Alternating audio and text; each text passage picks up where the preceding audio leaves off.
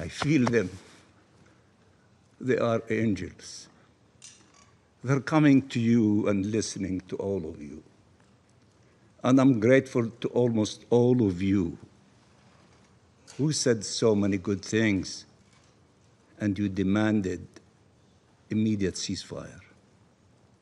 So those angels who do not know hatred, they're extending their hands to you. We want peace. We want ceasefire. We want food. We want medicine.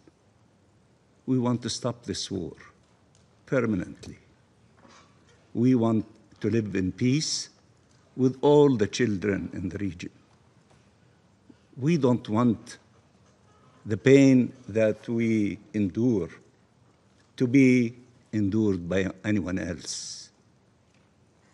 And I add that those who think that they have a monopoly of pain, they are not really genuine about not feeling the pain of others, because we feel their pain, we understand it because we live it every moment. And let me also add, we are very grateful for the courageous principled position of the United Nations, of the Secretary General, of Mr. Lazzarini of UNRWA, of Mr. Fletcher from OCHA, and the three distinguished humanitarian officers, whether from the United Nations or from Save the Children. If all those peoples and the ICJ and the ICC and so many other reports are not convincing very small number of people of truly the facts on the ground, and they still believe that there is a huge coalition against Israel, then why don't you, the Security Council, again I call, go to Gaza, meet with everyone, investigate the situation, know what is really happening to the Palestinian people, to the children, to the mothers, to the elderly, those who are starving, those who cannot have a hospital to attend to their wounds. Why don't you go there and investigate that situation?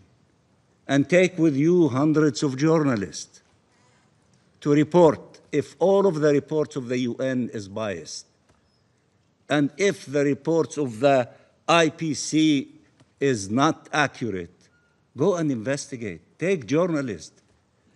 Take journalists from Washington, from New York, from Los Angeles, from Chicago, from Israel itself, from everyone. Let them go and investigate instead of killing journalists.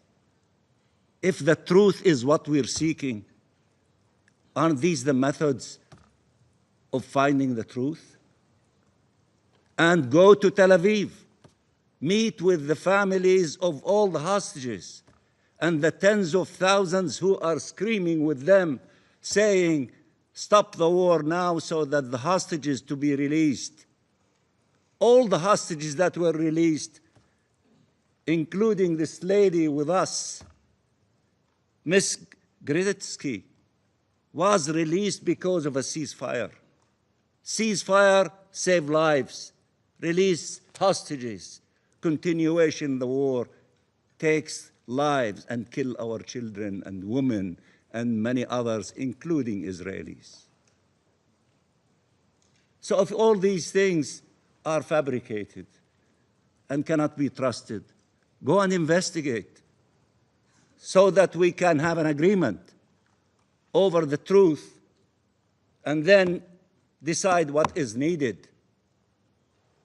The children, I said, that who are filling this room, Palestinian children, who are asking you for a ceasefire and peace, they want to create a new conditions in the Middle East of coexisting with each other.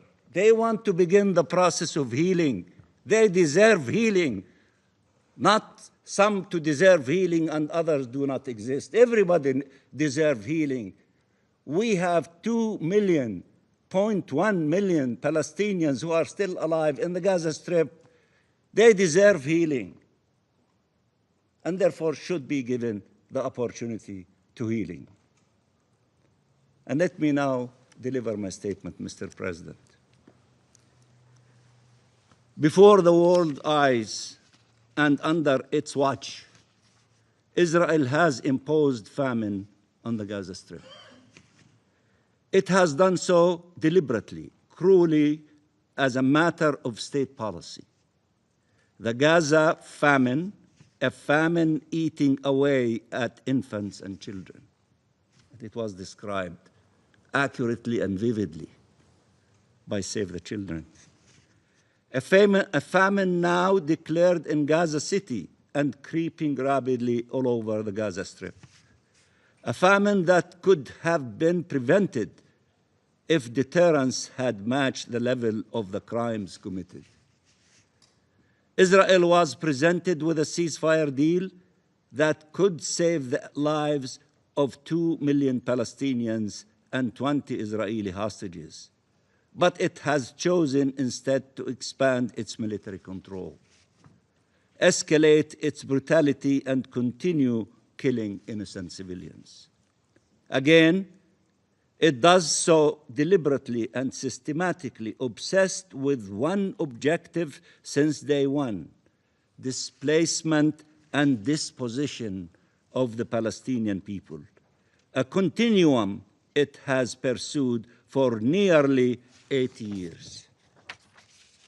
So instead, while the world demands a ceasefire, permanent ceasefire, Israel has indicated clearly that it wants to expand its crimes.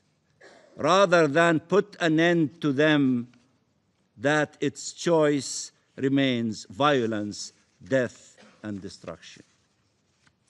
So again, the world was witness to Israelis' execution of civilians in broad daylight.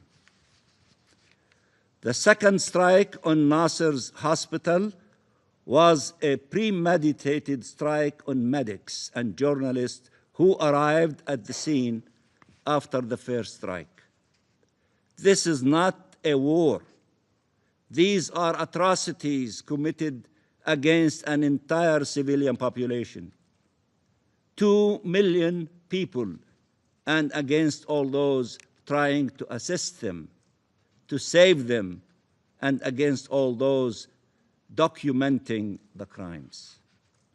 And while Israel prevents UN staff from returning to uphold their mandates in Gaza, it also still prohibits international journalists and international investigations from entering Gaza, insisting to maintain control of the crime scene and to prevent the full reality from reaching the world to evade accountability.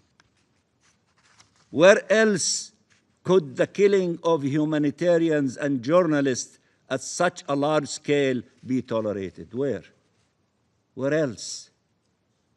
Where else could the massacre of civilians day in, day out be tolerated, with reports revealing that civilians constitute at least 83% of the casualties? 83% of the casualties. No power on earth has dared to do anything close to what Israel is doing in total impunity. It incites against the Palestinian people and UN personnel, starting from the Secretary General declaring him persona non grata, effectively instructing its occupation forces to kill, maim, starve, detain, and torture both. Its contempt for international law, for this Council's authority, and for human life is beyond flagrant. And yet, somehow, it still sits among us and around this table. with all this record, still they are sitting here. Mr. President, Israel's illusions about its own might are leading to real death and suffering every single day. In Gaza, certainly, but also in the West Bank, where killings continue, where communities are forcibly displaced from their homes and lands, where Palestinian life and existence are under grave threat, where military incursions in their villages, refugee camps, and cities at their holy sites occur daily, where settlers' violence and terror are unrelenting, more vicious by the day in El Mghayr, Sinjil, East Jerusalem, and Masafer Yatta, where Israel is feverishly expanding settlements, including its illegal plans targeting the E1 to suffocate the Palestinian people, to fragment the Palestinian state, to thwart our self-determination and independence, to destroy the two-state solution. Everywhere the same plan, the same objective, even if the means differ. Get rid of the Palestinian people to seize Palestinian land. Destruction, death, displacement, and endless torment of the indigenous people of this land. But Israel does not understand that its actions constitute not only an existential threat to the Palestinian people, but to the very prospect of ever realizing peace and security in our region. The only path to a peaceful, stable, and secure future goes through Palestine. No peace that can go except through Palestine.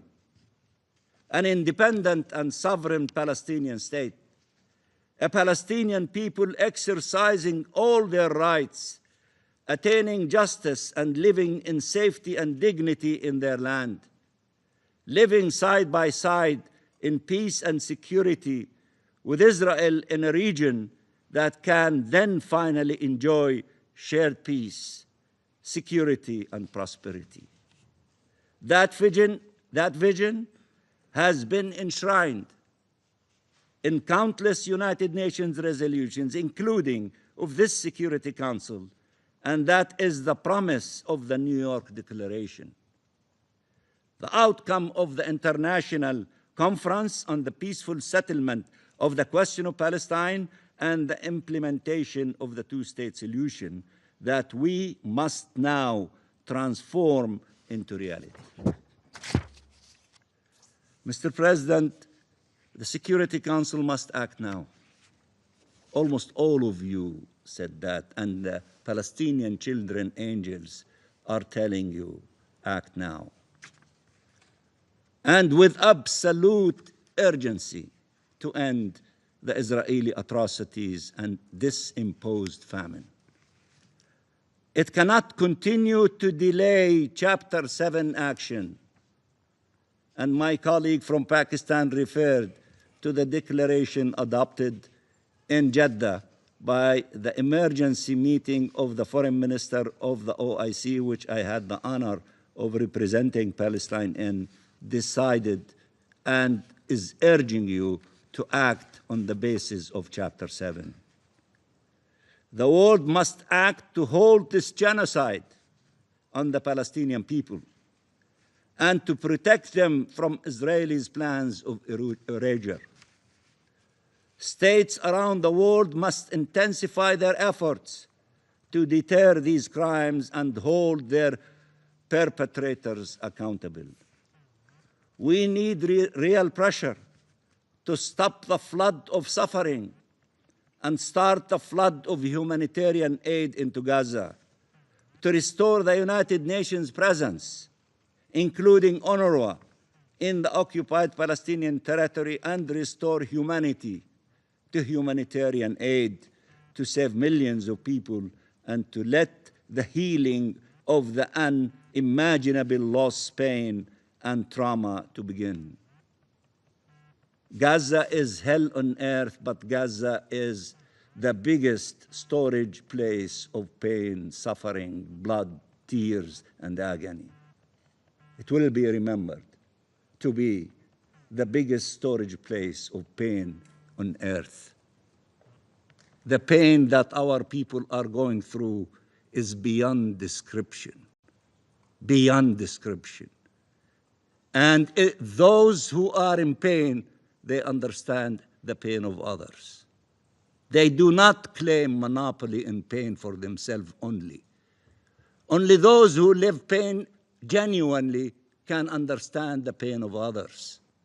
And that's what unites them with all those who suffer together, and then they hold hands together to put an end to the pain of everyone, not the pain for some and deny it to others. We need a protection force to save our people. This war of atrocities must end, and we are ready for the day after. As Palestine, as Arabs and Muslims countries, and as international partners, and there are so many of them, not only in Europe, but in Europe, North America, in South America, in Africa, in Asia, everywhere. We have a clear plan for the day after, with regional and international support, and Palestine is committed to do its part to ensure its success. Gaza is an integral part of Palestine, and its future is Palestinian. Gaza is a precious part of Palestine, and it is part of the land of the state of Palestine. There is therefore no substitute to Palestine in the governance of Gaza. And Palestine recognizes that its own success is dependent on cooperation with regional and international actors who also have a key role to play. And Palestine is willing to work with the US administration, we keep repeating, Saudi Arabia, and regional partners, France, and international partners, and the members of the Security Council, all of you, and the broader international community to ensure that arrangements for the day after addresses all legitimate concerns in line with international law and the relevant UN resolutions, and are conducive to justice, lasting and lasting and comprehensive peace and security for all.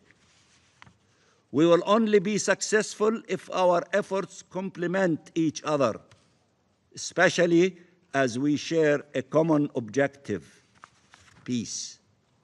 That's the common objective, peace. The UN was created for peace. The Security Council is the custodian of the maintenance of international peace and security. That's what unites all of us.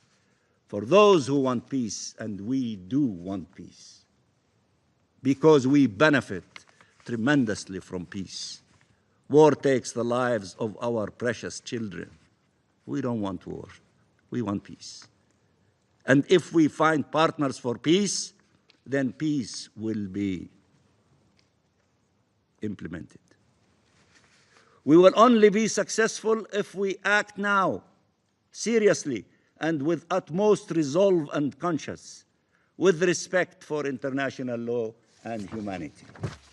Mr. President, all this bloodshed, all this suffering imposes on us all to act immediately, to end this illegal occupation and conflict once and for all, and to chart a credible path for peace and coexistence in our region. My friend, the ambassador of Sierra Leone, gave us fabulous lessons in history of what happened in Africa and former Yugoslavia. Let us not in the future be saying, where were we with genocide committed in the Gaza Strip and in Palestine, and you were paralyzed and you did not do what was supposed to be done in order to stop it and not to allow it to continue. These are wise words that many of our leaders, I remember vividly, especially after Rwanda, started evaluating and saying, why did we fail? Why didn't we act to stop it from happening instead of trying to go after those who committed these atrocities and to bring them to justice? That is good, but that will not bring the million people that were killed in Rwanda. Now we're saying, let's act now to save the 1 million children in Gaza. The rest, the other million, are the older people. Let's act now to save them. Palestine will not disappear. For those who have the illusion that they can negate our existence, that is an illusion, dream. Palestine will not disappear. We are rooted in that national homeland from the beginning of history. The Roman trees of olive are not as old as the Palestinian people. We are older. We are also responsible. We accepted to share that land and to have two-state solution. Israel will not disappear. That's why we're telling you we are going not to allow Palestine to disappear, and the only solution, as all of you say, is the two-state solution. No one can kill their way to peace. Those who think that they have the most powerful army on earth, that they can do whatever they want to, that's an illusion. But what will save all of us is peace and the two-state solution. Even this genocide will not eradicate Palestine. It's a dream, it's an illusion. It will bring more pain to all of us. It will bring more pain. The best way is to end this war. Peace, ceasefire now, and release the hostages, release the prisoners, let them be